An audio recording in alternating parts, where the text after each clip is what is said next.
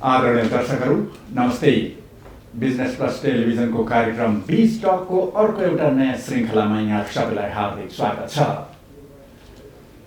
आजको बिज टकमा आज हामी खास गरी नेपालको वित्तीय क्षेत्र ब्याङ्कहरूको अवस्था, अहिले कोभिडले वाणिज्य ब्याङ्कहरूमा परेको प्रभाव, व्यवसायीहरूको ब्याङ्कले ऋण र ब्याज असुलीमा कडाई गरेको भन्ने गुनासो, यसैगरी वाणिज्य ब्याङ्कहरूको नेपाल राष्ट्र ब्याङ्कले अलि बढी नै वाणिज्य ब्याङ्कहरूमा हस्तक्षेप गरे कि भन्ने अर्को गुनासो र यसका साथै अहिलेको कोभिडले नेपालका वाणिज्य ब्याङ्कहरूको आर्थिक स्थितिमा पार्न सक्ने प्रभाव लगायतका बारेमा आज हामी कुराकानी गर्नेछौँ।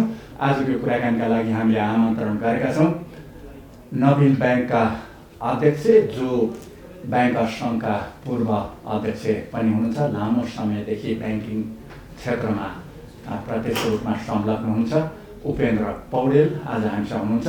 यसै गरी अर्का अतिथि हुनुहुन्छ उद्योगी व्यवसायी, नेपाल च्याम्बर अफ कमर्सका उपाध्यक्ष कमलेश कुमार अग्रवाल।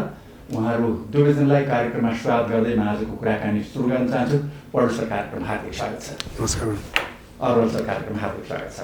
पौडेल सरबाट कुराकानी सुरु गरौँ। पौडेल सर, अब अहिले ब्याङ्कहरूमा तरलता अधिक देखियो र अब केही दिन यता ब्याङ्कहरूले ब्याज दर आफूले दिने निक्षेपको ब्याज र ऋणमा लिने ब्याजको पनि धमाधम घोषणा गर्न लागेका छन्।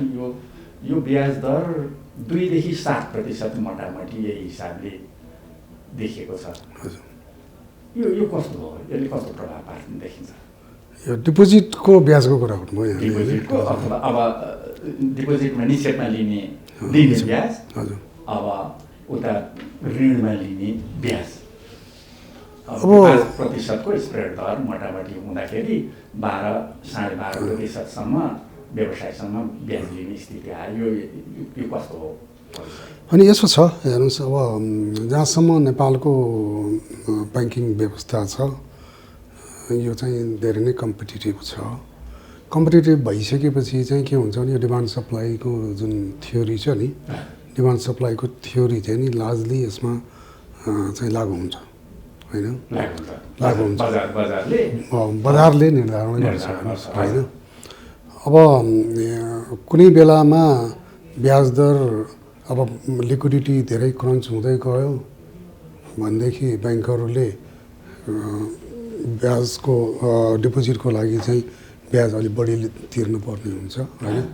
अनि त्यो बेलामा ब्याज दर माथि गएको हामीसँग इतिहासले नै बताउँछ र घटनाक्रमहरूले नै बताउँछ, होइन? हजुर, अब कुनै बेलामा चाहिँ नि अब लिक्विडिटी एकदमै सरप्लस हुँदै गयो, लिक्विडिटी सरप्लस हुँदै गएर पैसा चाहिँ बजारमा छ्यासछ्यास्ती भइसकेपछि फेरि ब्याङ्कहरूले डिपोजिटमा ब्याज दर घटाउँदै जान्छन्। अनि त्यसपछि फेरि व्यापारी वर्गमा चाहिँ फेरि त्यो चाहिँ पासन भएकै छ, है?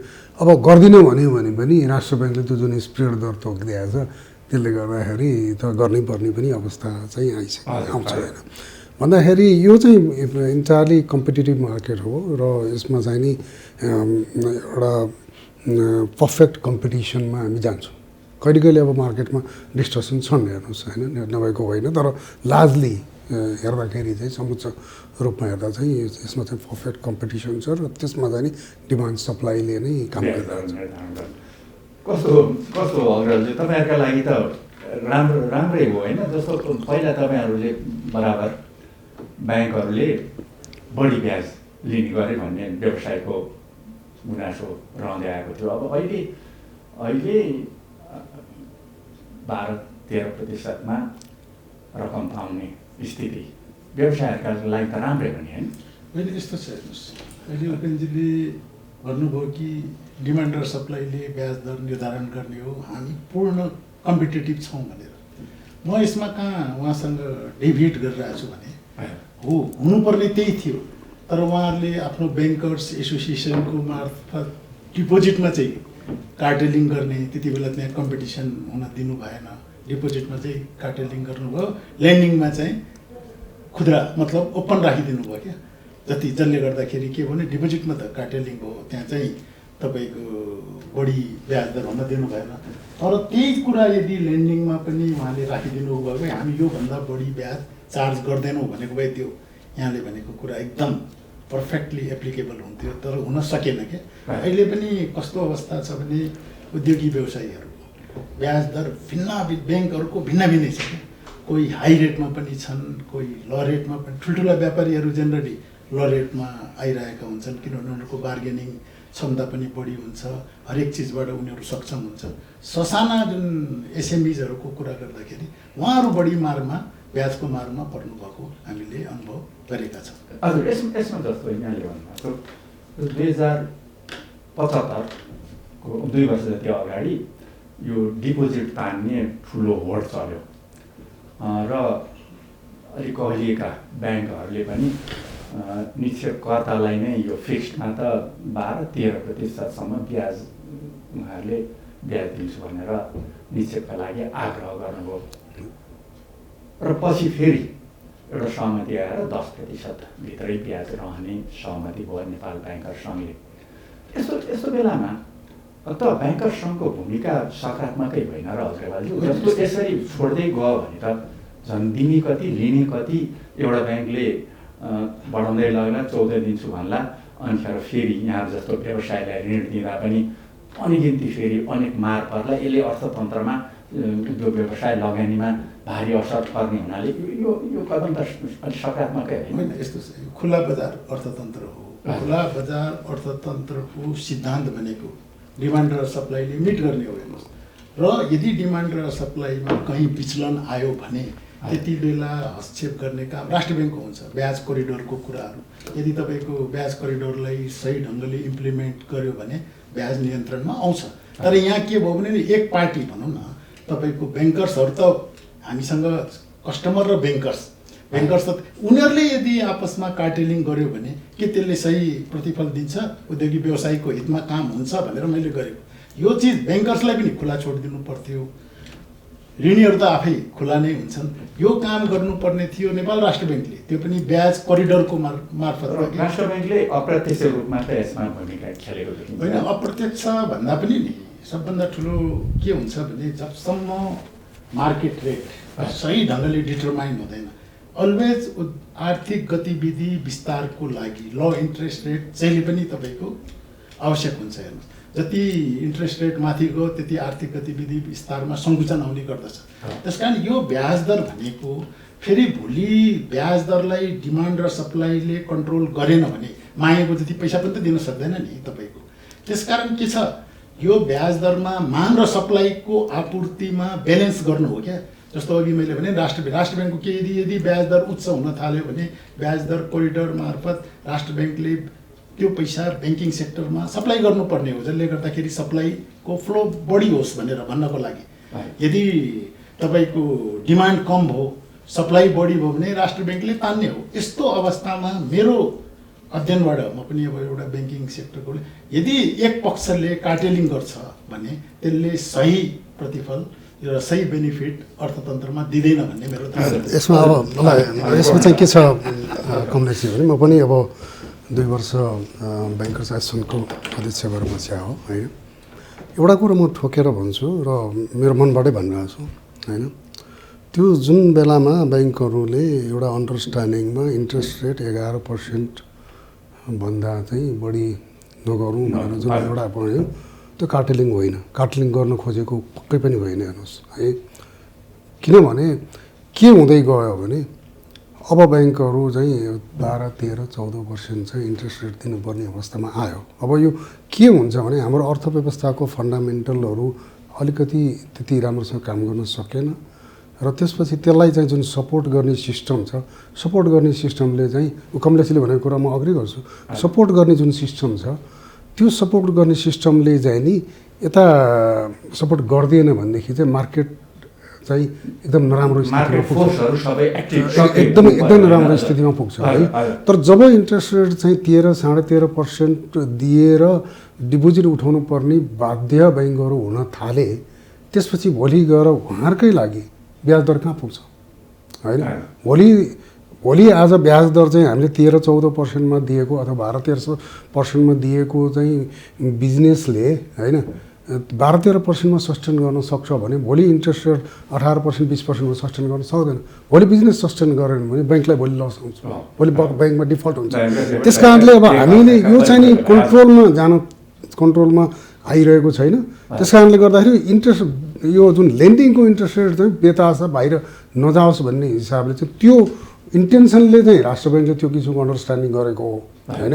त्योभन्दा अरू इन्टेन्सन छैन त्यसमा प्रफिट गर्ने। मैले अहिले पनि भनिसकेँ प्रफिट गर्ने इन्टेन्सन भने त राष्ट्र ब्याङ्कले त्यति बेला 5% चाहिँ नि स्प्रेड दर तोकिदिएको थियो। स्प्रेड दर त 5% तपाईँ जसरी पनि लिन सक्नुहुन्छ होइन। अब आज आएर 5%लाई फेरि सङ्कुचन गरेर घटाएको छ, त्यो त तपाईँ जहिले पनि गर्न सक्नुहुन्छ होइन। अब यो ब्याज दरको त्यो जुन छ नि त्यो तपाईँको स्प्रेड दरले नै ब्याङ्कहरूलाई त्यसरी गर्नुपर्ने आवश्यकता चाहिँ त्यहाँ कुनै पनि हालतमा छैन। र अब यसमा चाहिँ अब के अरे जुन कमलेशजीले भन्नुभयो त्यहाँ चाहिँ अरू किसिमका इन्स्ट्रुमेन्टहरू आएर मार्केटमा लिक्विडिटी पम्पिङ गरेर त्यो इन्ट्रेस्ट रेटलाई तल ल्याउनु पर्ने भन्ने कुराहरू हो होइन। त्यसमा चाहिँ अब त्यो सिचुएसनमा चाहिँ के छ भन्नुहुन्छ भनेदेखि अब आज ब्याङ्कले जुन ऋण दिन्छ होइन, ऋण दिने भने डिपोजिटरको पैसाबाट लोन दिने होइन। अब आज अरू सर्ट टर्म फन्डबाट ऋण दिन मिल्दैन। जस्तो अब भोलि अब राष्ट्र ब्याङ्कले नै फन्ड पम्पिङ गर्ने भने चाहिँ भोलि सिस्टममा लिक्विडिटीमा धेरै प्रब्लम भएर ब्याङ्कहरू सल्भेन्सीका इस्युज आयो भने त्यता सिडी रेसियोलाई चाहिँ उसले चाहिँ रिल्याक्स गरेर पैसा चाहिँ यहाँबाट दिइदिन्छ। त्यो गरेर चाहिँ भोलि ब्याङ्कमा त रन अन द ब्याङ्क हुन थाल्यो अथवा ब्याङ्कमा त तुरुन्त पैसै दिन सक्ने चेकै इन्क्यासमेन्ट गर्न सकेन भने त्यति बेलाको एउटा इस्यु हुन्छ। र त्यसपछि सिआरआरहरू मेन्टेन गर्न सकेन उनीहरू चाहिँ रेगुलेटरी रिक्वायरमेन्टहरू मेन्टेन गर्न सकेन भने त्यो बेलामा राष्ट्र ब्याङ्कले फन्डिङहरू चाहिँ विभिन्न इन्स्ट्रुमेन्टबाट रिपो रिभर्स रिपो यी लगायतका अरू इन्स्ट्रुमेन्टबाट दिने एउटा पार्ट हुन्छ होइन। तर अब गर्नुपर्ने कुरा के थियो भने यस्तो बेलामा चाहिँ गर्नुपर्ने हामी जहिले नै कराइरहेको कुरा चाहिँ के छ भनेदेखि आज कर्जा चाहिँ बेतहासा कुदिरहेछ। अब यो चाहिँ अब हाम्रो ब्याङ्कहरूको पनि गल्ती छ हेर्नुहोस्, यो कुरोमा त म पनि ठिक है कर्जा बेतहासा कुदिरहेछ। त्यसको कम्पेरिजनमा हामी कहाँ चाहिँ नि रिसोर्स चाहिँ जेनेरेट हुन सकेको छैन। नभएपछि त्यसको इम्ब्यालेन्स भयो होइन, कर्जा बढी गयो यहाँ चाहिँ। अनि सिडी रेसियो चाहिँ बस्ट हुने भएपछि ब्याङ्क चाहिँ नि अब के गर्ने मर्ता र क्या गर्दा भएपछि इन्ट्रेस्ट रेट बढिदिएर पनि डिपोजिट ल्याइरहेछ होइन। भने त्यो किसिमको सिचुएसन आएको कारणले गर्दाखेरि चाहिँ नि अब ब्याङ्कर्स एसोसिएसनले सर्टन लेभलमा इन्टरभ्युन गरेर त्यो गर्नुपर्ने अवस्था चाहिँ 2-3 चोटि आएको छ। अब धेरै म चाहिँ के अरे ब्याङ्कर्स एसोसिएसन प्रेसिडेन्ट हुनुभन्दा अगाडि पनि थियो, त्यो बेलामा पनि थियो, अहिले पनि आइरहेको छ होइन। भन्दाखेरि एउटा त्यसपछि अब एउटा कुरो चाहिँ के गर्नु हुँदैन भने हाम्रो व्यापारिक क्षेत्रले पनि कुनै 1-2 ब्याङ्कहरूले त्यस्तो किसिमको ज्यादती गरेको हामीले पनि अब म त ब्याङ्कको चेयरम्यानै भइसक्छु, यो ब्याङ्क भन्न त मिल्दैन होला होइन। अथवा चाहिँ काहीँ न काहीँ त्यस्तो किसिमको ज्यादती गरेको हामीले देखेका छौँ होइन। तर त्यसलाई चाहिँ ट्र्याकमा ल्याउने भने चाहिँ हामी व्यापारिक सर्कलले नै हो। अब हामी चाहिँ आज आएर चाहिँ त्यो यो ब्याङ्कले ज्यादती गर्यो भनेर चाहिँ हामी भन्छौँ होइन। भोलि गएर त्यही ब्याङ्कसँग ब्याङ्किङ गर्न किन जानुहुन्छ, त्यो तिमी बाइकआउट गरिदिनुहोस् होइन। कसैले चाहिँ हामीलाई चित्त ब्याङ्कहरू यत्रा छन् होइन, कुनै ब्याङ्कले ज्यादती गरेर अननेसेसरी इन्ट्रेस्ट रेट लगाइरहेछ भनेदेखि त्यसलाई त गएर त्यसमा काम गरिदिनु भन्नु पऱ्यो। फेरि अब यसरी लगाएर काम गरिदिनु भने फर्केर अरू ठाउँमा आउनु पऱ्यो। आज यसरी ब्याङ्कहरू त सबैजना चाहिँ नि के अरे मलाई व्यापार देऊ भनेर आइरहेछ। र अहिले कहिलेकै अवस्थामा पनि कतिपय जस्तो सानसानो व्यापारीको कुरा गर्नु कमलेशजीले है। अब हामी जिनुनली हेर्नुहोस्, अब म आफ्नै ब्याङ्कको पनि म कुरा गर्छु, जिनुनली हामी के गरिरहेको छौँ भनेदेखि यस ब्याङ्कको लागि फन्डामेन्टली रिस्कको कुरा गर्दा धेरै ठुल्ठुला व्यापारीहरूलाई मात्रै कर्जा दियो भनेदेखि ब्याङ्क ठुलो रिस्कमा हुन्छ। एउटा त त्यसले डिफल्ट गऱ्यो भने एउटा रिस्क हुन्छ। अनि पोर्टफोलियोको कन्सन्ट्रेसन त्यतातिर भइसकेपछि त्यतातिर त ब्याज दर पनि कम पाउँछ, ऋण पनि कम पाउँछ होइन। त्यतातिर जान चाहँदैन, सानसानै व्यापारीकोमा जान चाहन्छ होइन। अब त्यो सानसानी व्यापारीकोमा जाने नै हिसाबले चाहिँ नि अब एसएमई रिटेलमा फोकसमा, रिटेलमा त तपाईँको चाहिँ रिटेलमा चाहिँ रेट त धेरै कम छ अझै पनि होइन, त्यही बेला पनि कम हुन्थ्यो।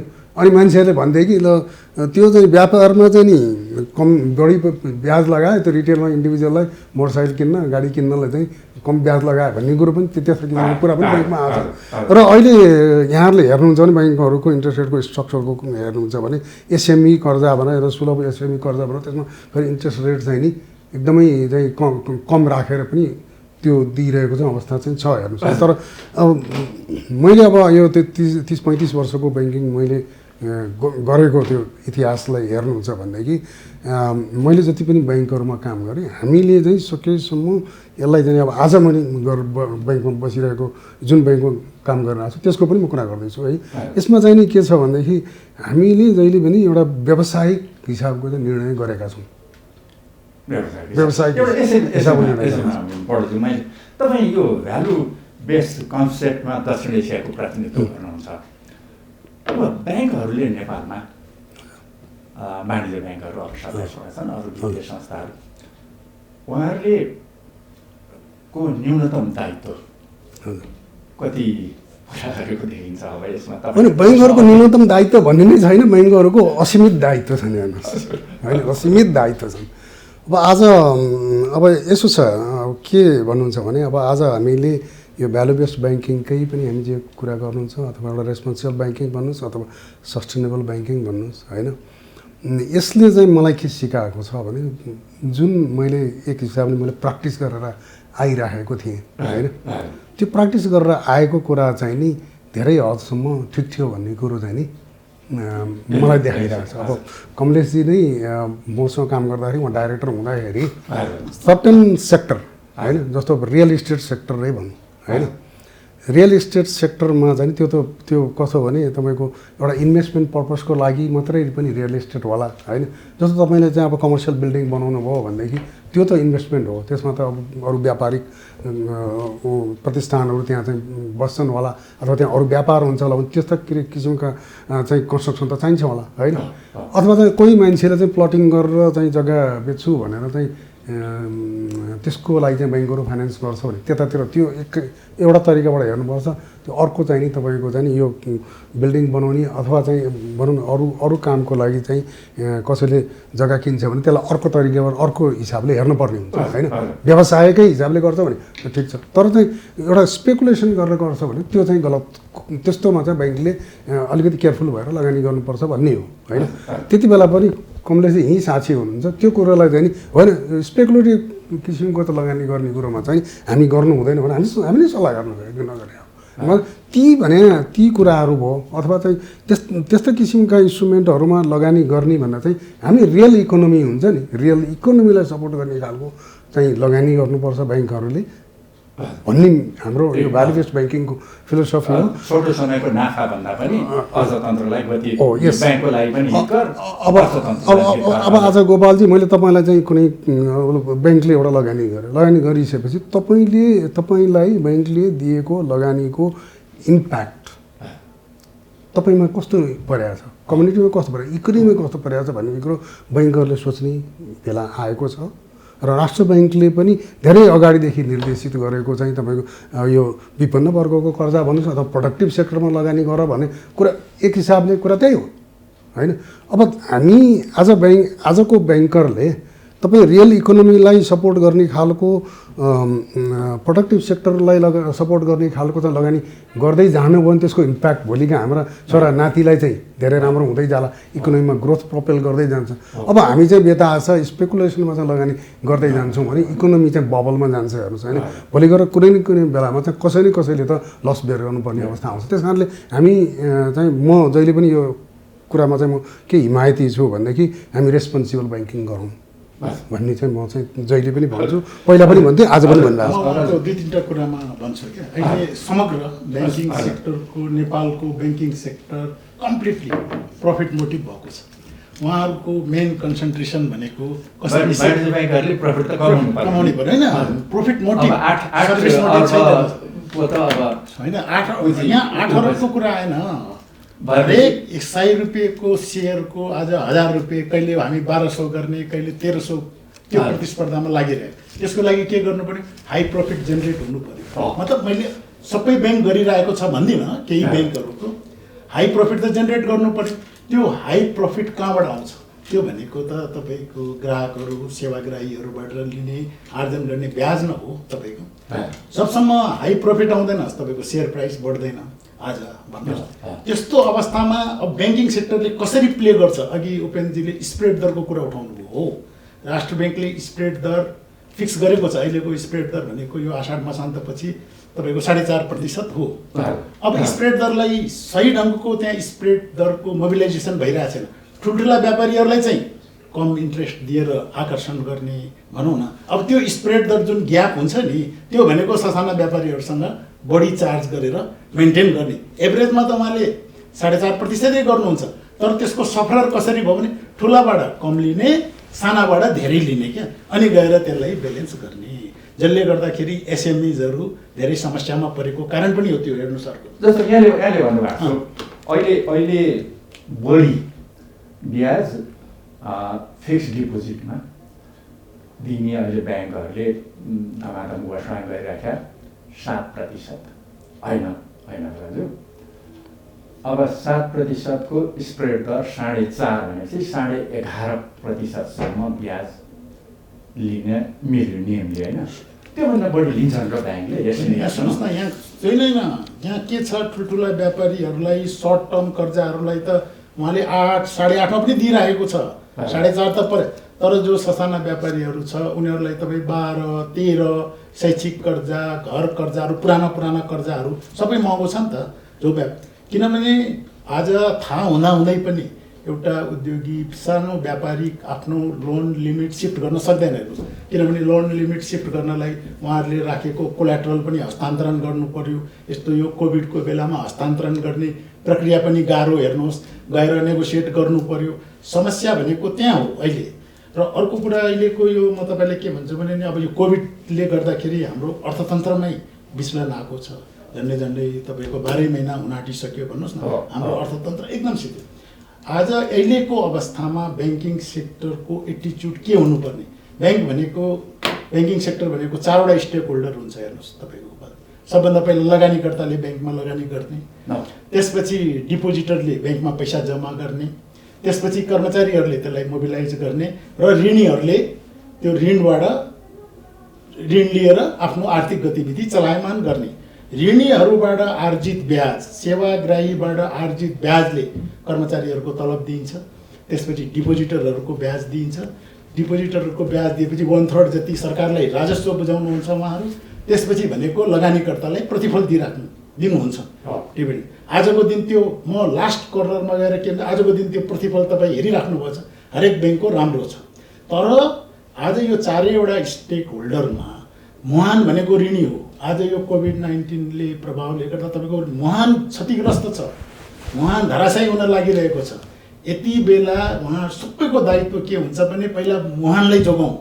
मुहान यदि जोगियो भने तपाईँको कर्मचारीहरूलाई पनि सरलीकरण हुन्छ, डिपोजिटरहरूलाई पनि राम्रो ब्याज दिन सकिन्छ, र लगानीकर्तालाई पनि प्रतिफल दिन्छ।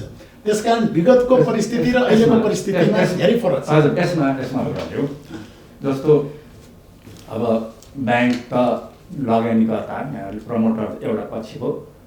अब सबैको पैसा, सर्वसाधारणको पैसा त ब्याङ्कमा निक्षेप छ। लाखौँको जिम्मेवारी, लाखौँको निक्षेपको जिम्मेवारी लिएर ब्याङ्कहरू बसेका छन् होइन। अब एउटा ब्याङ्कको स्थिति खराब हो भने अर्थतन्त्रमै यसको असर पर्छ। ती निक्षेपकर्ताको हितलाई ब्याङ्कले ध्यान पुर्याउनु पऱ्यो। उनीहरूलाई जति दिन्छु भनेको त्यति ब्याज पनि दिनु पऱ्यो भनेपछि अब व्यवसायको, यहाँले भन्नुभएको छ व्यवसायको पनि केही हित हेर्नुपर्ने आवश्यकता छ। तर निक्षेपकर्ताको फेरि पैसाको जिम्मा सुरक्षा पनि गर्नुपर्ने आवश्यकता त भयो नि। अब कोभिडलाई पनि, अब कोभिडमा ब्याङ्कहरूले ज्यादती गरे भन्ने यहाँहरूको गुनासो रहिआएको छ नि होइन। अहिले अब कतिपय समयमा, अहिले यस्तो समयमा पनि यो धितो लिलामी गर्ने अवस्था आयो भनेर गुनासोहरू पनि व्यवसायहरूको छ। र ब्याङ्कले यो दुईटालाई समन्वय गरेर अगाडि बढ्न सकेन भने त ब्याङ्क आफै पनि धराशयी हुन्छ नि। एक पक्षको मात्रै हित हेर्न लाग्यो भने फेरि के अवस्था होला? यहाँको पक्षले यो दलिल ठिकै होला, यस्तो छ।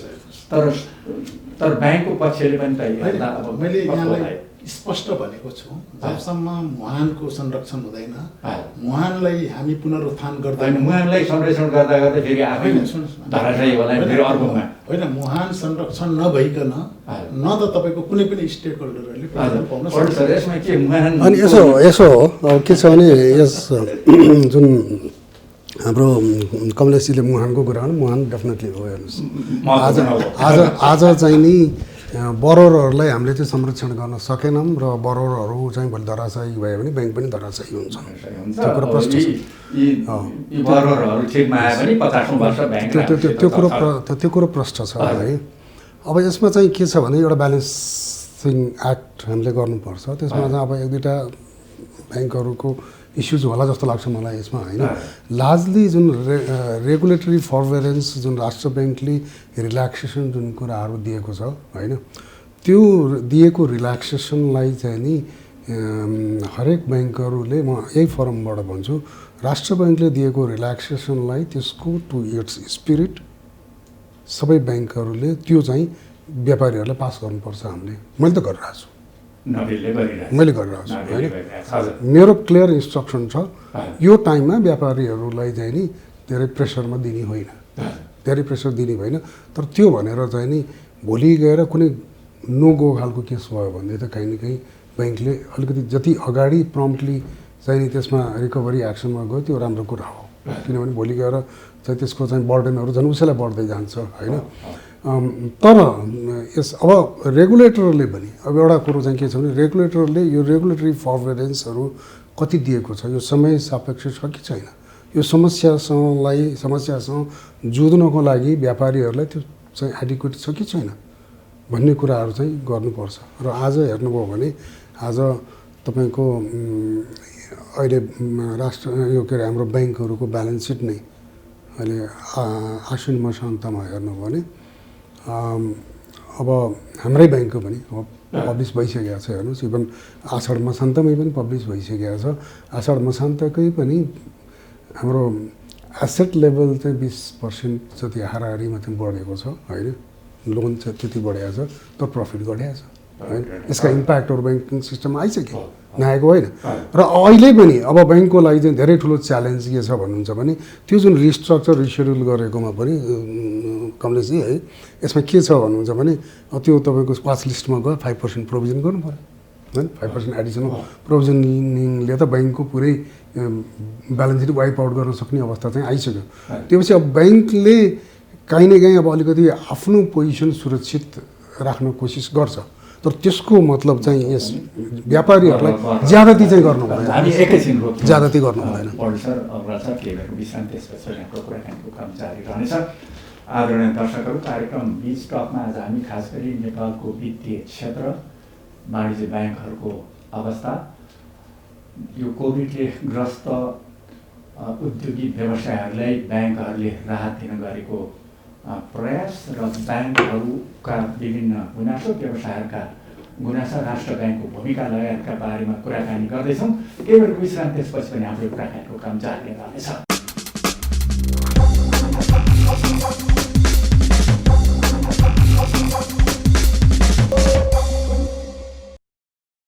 फेरि स्वागत छ आदरणीय दर्शकहरू। आजको बीच टक कार्यक्रममा हामीले कुराकानीका लागि आमन्त्रण गरेका छौँ लामो समयदेखि ब्याङ्किङ व्यवसायमा संलग्न अहिलेका नाबिल ब्याङ्कका अध्यक्ष र नेपाल ब्याङ्कर सङ्घका पूर्व अध्यक्ष उपेन्द्र पौडेल आज हामीसँग हुनुहुन्छ। यसै गरी अर्का अतिथि हुनुहुन्छ औद्योगिक व्यवसायी, नेपाल च्याम्बर अफ कमर्सका उपाध्यक्ष कमलेश कुमार अग्रवाल। यहाँहरू दुवैजनालाई म फेरि पनि स्वागत गर्न चाहन्छु। एउटा अग्रवालज्यू, जस्तो एउटा अहिले चर्चामा आइराखेका केही ब्याङ्कहरूले अब यस्तो कोभिडको गाह्रो साह्रो अप्ठ्यारोमा पनि धितो लिलामी गर्छु भनेर पत्रिकामा सूचना निकाल्ने भन्ने गुनासो व्यवसायहरूले राखे र यसमा सङ्घर्ष पनि गर्ने ब्याङ्कहरूको काम कारबाहीको भन्ने समाचारहरू पनि आए।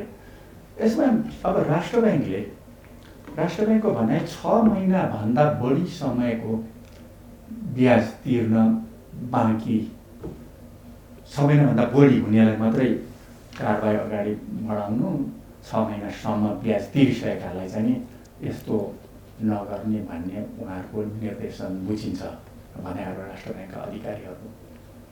अब कोभिडको प्रकोप अब 10 महिना लकडाउनको हिसाबले 8-9 महिना भयो। लकडाउन जति बेला सुरु भयो, फेरि खुल्यो, त्यो अवधि हेर्ने हो भने चैत 11 गतेदेखि अहिले महिना अब ठ्याक्कै 9 महिना कम्प्लिट भयो। यो अवधि कस्तो हो यो धान्न सक्छन् व्यवसायहरू? हेर्नुहोस्, दुईवटा कुरा यसमा। पहिलो कुरा, अहिले उपेन्द्रजीले पनि एक्सेप्ट गर्नुभएको हो कि यो ज्यादती किन हुन गयो, मतलब उहाँको ब्याङ्कले गरेन, किनभने राष्ट्र ब्याङ्कले वान साइडेड पोलिसी अप्नायो। ब्याङ्कको नाम आइरहेको छ, एकातर्फ रिल्याक्सेसन गर्यो, तर त्यसको काउन्टरमा जुन ब्याङ्कहरूलाई जुन फेसिलिटी दिनुपर्ने हो त्यो दिएन राष्ट्र ब्याङ्कबाट। जस्तो भनौँ न, प्रोभिजनिङकै कुराहरू भनौँ न, एकातर्फ तपाईँ रिल्याक्सेसन दिने, तर विगतमा जुन एउटा प्रोभिजनिङका कुराहरूको त्यसमा पनि त रिल्याक्सेसन दिनुपर्ने थियो, त्यो दिएको छैन। राष्ट्र ब्याङ्कको भूमिका अहिले कस्तो छ भने म तपाईँलाई बताउँ, ब्याङ्कर्स एसोसिएसन गयो भने ब्याङ्कतिरको लागि बोलिदिनुहुन्छ, उद्योगिक व्यवसायीहरूको प्रतिनिधिमण्डल गयो भने उद्योगिक व्यवसायीहरूको लागि बोलिदिनुहुन्छ क्या। उहाँहरूले सही विश्लेषण गरेर के चिजको आवश्यकता छ के छैन भनेर त्यस प्रकारको नीतिहरू धेरै कम आएका छन् क्या। मैले नआएको त भन्दिनँ। अब एउटा यसमा भनाइ, अब विभिन्न व्यवसायका समस्या विभिन्न प्रकारका छन् र माइक्रो लेभलमा हेरेर अब कसका समस्या कस्ता हुन् तिनलाई त्यही किसिमले सम्बोधन गर्ने प्रयास भएन। एउटा कुरा के छ, कोभिड-19ले विश्व अर्थतन्त्र नै धराशायी, हरेक ठाउँमा त्यहाँको सरकारले कहीँ ठाउँमा 10% GDP को 10% पनि स्टिमुलस प्याकेजको रूपमा दिएको छ व्यापारी यो ध्वस्त भएको अर्थतन्त्रको पुनरुत्थानको लागि। कहीँ 15% पनि दिएको छ, कहीँ 20% पनि दिए। यहाँ निजी क्षेत्रले जम्मा हाम्रो अर्थतन्त्रको आकार हेरेर 5% को मात्रै माग गरेको हेर्नुहोस्। त्यो भनेको 3800 बिलियनको GDP-मा 5% भनेको 190 बिलियन हुन्छ होइन। तर सरकारले बजेटमा चाहिँ 50 बिलियन दियो र बाँकी हामी रिफाइनेन्सिङबाट राष्ट्र ब्याङ्कको मौद्रिक नीतिबाट ल्याउँछौँ भने, रिफाइनेन्सिङको हिसाबले राष्ट्र ब्याङ्कको मौद्रिक नीतिमा पनि आयो त्यो।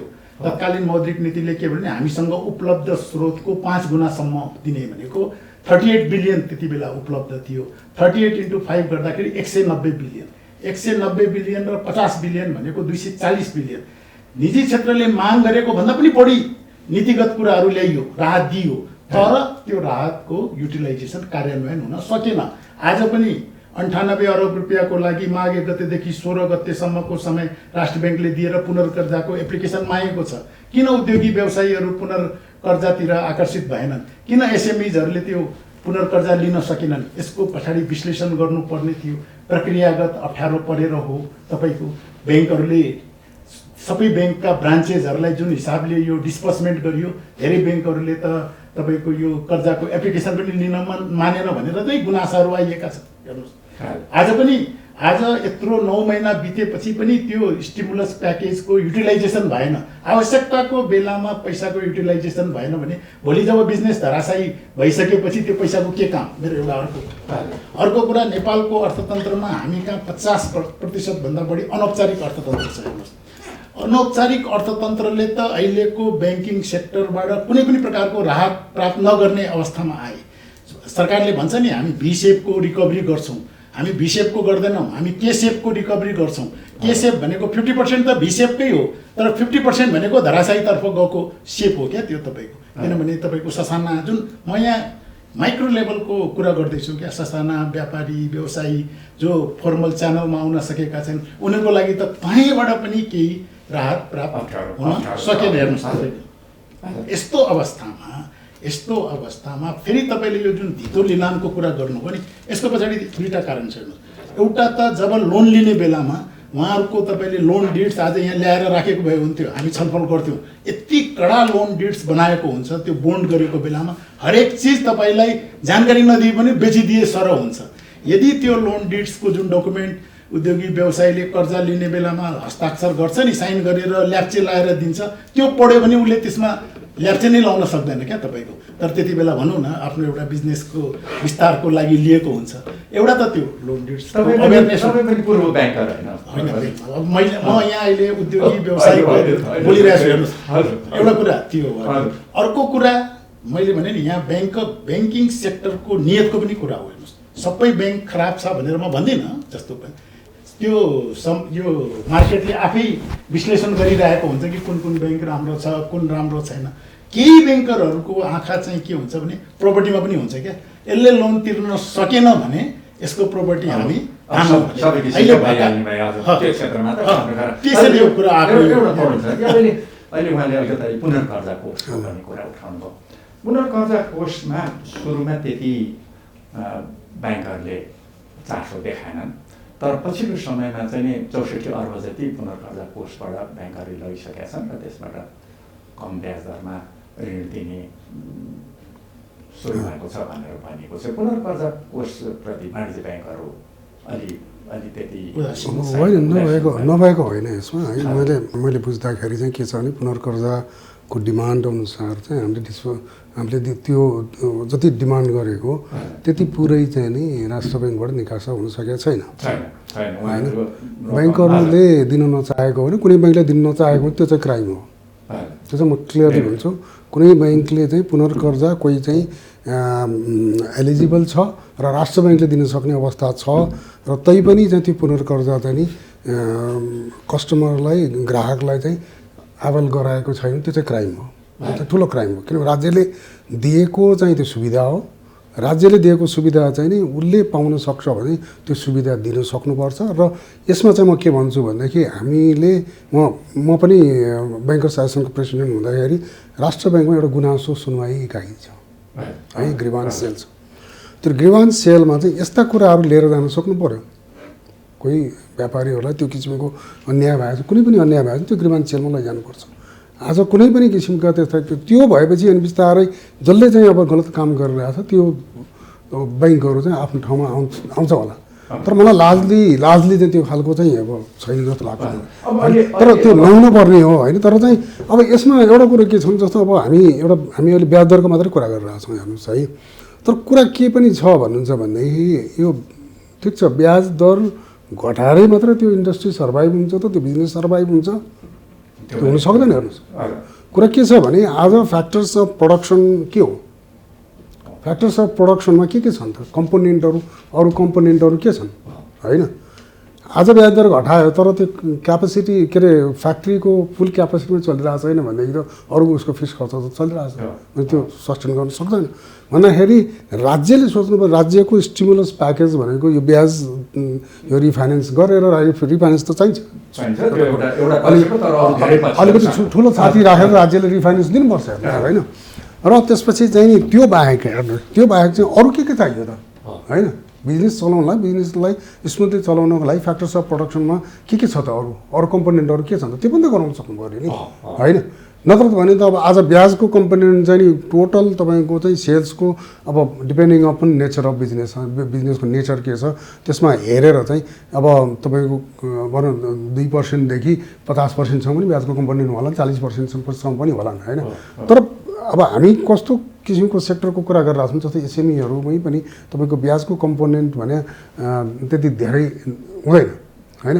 अब त्यो त एउटा डिटर्मिनेन्ट होला, त्यसले भयो अलिक राहत त डेफिनेटली हुन्छ। तर त्यो बाहेक अरू के हो त? त्यतातिर पनि एउटा कम्प्रिहेन्सिभ किसिमको चाहिँ हामीले एउटा सोच राखेर राज्यबाट त आउनु पऱ्यो नि त होइन? त्यो कुरो भएको त मैले त देखाएको छैन होइन। अरू ठिक छ, ब्याङ्किङ सेक्टर ट्रान्सपारेन्ट छ, ब्याङ्किङ सेक्टरमा ल त यो ब्याज चाहिँ उ गरेर भन, त्यो हामीले गऱ्यौँ है। तर त्यो बाहेक अरू खोइ त, अरू के त होइन? अब यसमा एउटा अहिले स्पष्ट भयो यहाँ मैले भन्नुभयो नि राष्ट्र ब्याङ्कबाट त्यो निकासा भएन। यसको मतलब कहीँ न कहीँ कमजोरी भएको यो जुन हाम्रो ऋणीहरूले जुन माग गरिरहेका छ कि हामीले त्यसको प्रतिफल पाएनौँ, त्यो सही हो। किनभने राष्ट्र ब्याङ्कबाट नआउनु भनेपछि त ऋणीहरूले त गएर राष्ट्र ब्याङ्कबाट आएन भन्न मिलेन। यो काम त ब्याङ्किङ सेक्टरकै हो नि त कि तपाईँले नीतिहरू एनाउन्स गरिसकेपछि त्यसको कार्यान्वयन गर। म अर्को कुरा उपेन्द्रजीको पनि फेभरमा के बोलिरहेको छु, 50 बिलियनको जुन बजेटमा आएको थियो त्यो अहिलेसम्म पनि आएको छैन त्यो प्याकेज, अहिले पनि त्यो प्रक्रियागत रूपमै छ। हेर्नुहोस्, हाम्रो एउटा जुन यो यति कोभिड-19 प्रभावित अर्थतन्त्रको पुनरुत्थानमा महत्त्वपूर्ण रोल भनेको सरकारको हुनुपर्ने हो जुन विश्व अर्थतन्त्रको हिसाबले हामी हेर्ने। तर यसपल्ट राष्ट्र ब्याङ्क र सरकार एक ठाउँमा मिलेर पहिलोचोटि म भन्छु मौद्रिक नीति र तपाईँको यो आर्थिक नीतिलाई एकै ठाउँमा गाभेर हामीले स्टिमुलस प्याकेजको प्राप्त गर्ने संरचना प्राप्त गरेका छौँ जुन अहिलेसम्म पुरा हुन सकेन। अर्को कुरा जुन यहाँले गुनासो सुनवाईको जुन राष्ट्र ब्याङ्कको त्यो त्यति इफेक्टिभ छैन। हरेक सानो व्यापारी त्यहाँ जान सक्दैन। यसको मेन प्रब्लम के हो भने हामीसँग त्यो कस्टमर्स ग्रेभेन्सेस सुन्ने इकाइ स्ट्रङ छैन। जस्तो म एउटा इन्डियाको उदाहरण दिन्छु, उपेन्द्रजीले भन्नुहुन्छ इन्डियामा यो गुनासो सुनवाई गर्न नि ओम्बड्सम्यान भनेर एउटा तपाईँको विधेयकै आएको हुन्छ, ब्याङ्किङ लोकपाल विधेयक भनेर। त्यो भनेको एउटा स्वतन्त्र इकाइ हुन्छ, हेर्नुहोस्, त्यसलाई अर्धन्यायिक अधिकार हुन्छ। राष्ट्र ब्याङ्क त्यहाँको सेन्ट्रल ब्याङ्कको सहमतिबाट हुन्छ। उसले इन्डिपेन्डेन्ट रूपमा विश्लेषण गर्छ कि यदि ग्राहकले या तपाईँको ब्याङ्कको ऋणीले कुनै गुनासो ल्याएको छ भने त्यो सही छ कि छैन, त्यो सही छ कि छैन, र त्यसको इमिडिएटली डिसिजन गर्छ। हेर्नुहोस्, ब्याङ्कलाई पेनलाइज गर्नु पऱ्यो भने उसले लेखेर दिन्छ राष्ट्र ब्याङ्कलाई कि यसमा ब्याङ्कको गल्ती छ। तर हामी कहाँ त्यसको पनि धेरै ठुलो कमी छ। यसमा सरकारको अब हामी कहाँ चाहिँ त्यो अधिकार सम्पन्न छैन। उसले चाहिँ एउटा चाहिँ डिरेक्सन मात्रै दिन्छ है, यसो गर भनेर मात्रै भन्छ। त त्यो चाहिँ अब कानुनी हिसाबले चाहिँ त्यो मान्नुपर्छ भन्ने चाहिँ छैन। तपाईँले भन्नु अब यसको लागि चाहिँ म के भन्छु, अब गोइङ फरवर्ड, अब आज जे भइसक्यो होइन, अब गोइङ फरवर्ड चाहिँ हामी फ्युचरको पनि सोच्नुपर्छ। अब यसको लागि यस्तै किसिमका निकायको लागि अब हामीले पनि लबिङ गर्नु पर्छ। त्यो यदि भइदिए भने धेरै समस्याहरूको समाधान हुन्छ। ग्राहकलाई एउटा स्वतन्त्र निकायमा गएर मलाई यो समस्या पर्यो, इमिडिएटली त्यो ओम्बड्सम्यान भनेर जुन एउटा ब्याङ्किङ लोकपालको रूपमा तपाईँको संस्था खडा भएको हुन्छ। एउटा स्टिमुलस प्लान छ नि, यो राहत प्याकेजको चाहिँ जरुरी थियो, त्यो आएन। त्यो होइन, त्यो नीतिगत रूपमा आयो, व्यावहारिक रूपमा नआएको अनुभव भएन। मौद्रिक नीतिमा जे व्यवस्था भयो त्यो कार्यान्वयनमा आएन। किनभने तपाईँको किन कारण, यस्तो कोभिड-19ले प्रभावित अर्थतन्त्रलाई यति उद्योगी व्यवसायीहरू जुन फाइनेन्सको न तलब दिनलाई पैसा थियो, न भाडा दिनलाई पैसा थियो। लकडाउनको सबभन्दा ठुलो स्पेसल फिचर्स के थियो भने सब चिज लकडाउन थियो, ब्याङ्कको ब्याजकोमा लकडाउन थिएन क्या, त्यो 24 घण्टा मिटर चलिरहेको थियो। मान्नै पर्छ नि यो त। हामी त्यस्तो अवस्थामा फाइनेन्सको सर्टेज नहुने भने कुनै पनि उद्योगी व्यवसायी हुँदैन। यदि त्यति बेला यदि त्यो राहत प्याकेजलाई युटिलाइज गर्न पाएन भने आज 9-9, 10-10 महिना बितिसकेपछि जसलाई धराशायी हुनुहुन्छ धराशायी भयो, जसलाई बेच्नुपर्ने छ उसले बेचेर गइसक्यो भने न। अझै पनि हामी त्यही प्रक्रियागत कुरामा गइरहेछौँ कि अब रिफाइनेन्सिङ चाहिन्छ भने अब 16 गते माघ 16 गतेसम्म लेखेर दिनु, तपाईँले ब्याङ्कमा एप्लाई गर्नुहोस्, माघ 16 गतेसम्म एप्लाई गरेर दिने, त्यसपछि त्यो कहिले त्यो प्रोसेस हुने हो, कहिले स्वीकृति हुने, तबसम्म त 1 वर्षभन्दा पनि बढी बितिसकेको हुन्छ। के तबसम्म ती सफल भएका उद्योगी व्यवसायीहरू, लघु उद्यमीहरू के त्यति बेलासम्म सस्टेन गर्न सक्छन्? यो कुराको त सरकारले विश्लेषण गरेन नि त। एउटा जस्तो अहिले अब सबै सारा संसारकै अर्थतन्त्र कोभिडले नराम्रोसित प्रभावित छ। नेपालको अर्थतन्त्रमा पनि ठुलो नोक्सान बिहोर्नु पर्यो। व्यवसाय यहाँले भन्नुभयो जस्तो खास गरी पर्यटन क्षेत्रका व्यवसायहरू, अन्य व्यवसायहरू ठुलो मर्कामा हुनुहुन्छ, कोही उठ्नै नसक्ने गरी धराशयी हुने हो कि भन्ने आशंका छ। र यस्तो बेला पनि ब्याङ्कहरूले, वाणिज्य ब्याङ्कहरूले अलि अब जायज काम नगरेको हो कि यो बेलामा पनि यो कालो सूचीमा राख्ने, धितो लिलाम गर्ने भन्ने भनाइ आइरहेको बेलामा यता ब्याङ्कहरूको एउटा भनाइ के आयो भने होइन, यो कोभिडको 1 वर्षको कुराभन्दा पनि पुराना ऋणहरूको पनि नतिर्ने, ब्याज नतिर्ने, अनि अहिले कोभिड प्रभावित भए भन्नेलाई मात्रै हामीले यसो गरेको भन्ने भनाइ सुनिन्छ। उहाँहरू भन्ने गर्नुहुन्छ। हामीसँग पनि यो व्यवसायहरू पनि यही बेलामा अलिकति खेलौँ भन्ने तर्फ पनि छन् नि है। यहाँ अघि हामीले कुरा गऱ्यौँ केही वाणिज्य ब्याङ्कहरूले जायज काम अलिकति गरेनन् भन्ने, व्यवसायहरूमा पनि त अब भइहाल्छ है। होइन अरूहरूले अब यो हरेक क्षेत्रमा सबै ठिक भन्ने त कुरो आउँदैन नि होइन। यस्तो छ, म तपाईँलाई सबभन्दा पहिलामा के भन्छु भने अहिले जुन ब्याङ्किङ सेक्टरको यहाँले धारणा राख्यो नि, यो छलफलबाट पनि के देख्यो भने ब्याङ्किङ सेक्टर बढी सतर्कता अप्नायो क्या आफूलाई बचाउनलाई। कहीँ यो प्याकेज दिनेमा, ऋणीहरूलाई राहत दिनेमा हामी मुहान संरक्षण गर्ने प्रक्रियामा कहीँ हामी धराशायी नभौँ भनेर बढी सतर्कता अप्नाएको हो। तर म यहाँ एउटा कुरा के भन्छु भने ब्याङ्किङ सेक्टर नेपालको अत्यन्त फ्लोरिसिङ सेक्टर हो। आजको दिन पनि तपाईँ गत वर्षको आषाढ मसान्तको हरेक ब्याङ्कको डिभिडेन्डहरू हेर्नुहोस्, सबै कति राम्रो छ। अहिले यो हाम्रो यो सेयर बजार त्यही त अब बढिरहेछ। यसको मतलब उछाल आयो, यही कारण हो नि त कि उहाँहरू भित्रबाट झन् स्ट्रङ हुनुभयो। अर्को कुरा म के भन्छु भने जति पनि ब्याङ्किङ सेक्टरले कर्जा दिएको हुन्छ नि सबै धितो लिएर दिएको हुन्छ क्या, बिना धितो नदिकन कर्जा प्रवाह गरेको हुँदैन। आज त्यो धितो सुरक्षित हुँदाहुँदै पनि यति जुन एउटा भित्रबाट जुन बढी प्रिकसन लिएर भनौँ न यो मानसिकता जुन ग्रसित भयो नि त्यसले गर्दा पनि अहिले यो उद्योगिक व्यवसायी र ब्याङ्किङ सेक्टरको बिचमा जुन एउटा कन्फ्रन्टेसन आयो नि जुन अघि यहाँले भन्नुभयो त्यो पनि एउटा कारण हो। खासै ठुलो होइन यसो कमलेशजी हेर्नुहोस् अब यो यो दुइटामा कन्फ्रन्टेसन आउनु हुँदैन। यसलाई सेभ गर्ने भने दुइटै मिलेर मात्रै सेभ हुन्छ, एउटाले काम गरेर मात्रै हुँदैन, दुइटैले मिलेर सेभ हुन्छ होइन। अब हेर्नुहोस् जस्तो अहिले अब वाणिज्य ब्याङ्कहरूको व्यवसायहरूप्रति पनि उत्तरदायित्व छ। व्यवसायीबाट अलिकति नाफा भने तुरुन्त बढी नाफा लिन खोज्यो भने 1-2 वर्ष होला, व्यवसायी लामोसम्म चल्न सक्यो भने 20औँ वर्ष नाफै ब्याङ्कहरूलाई राम्रो गतिमा चलाउन मद्दत पुग्छ।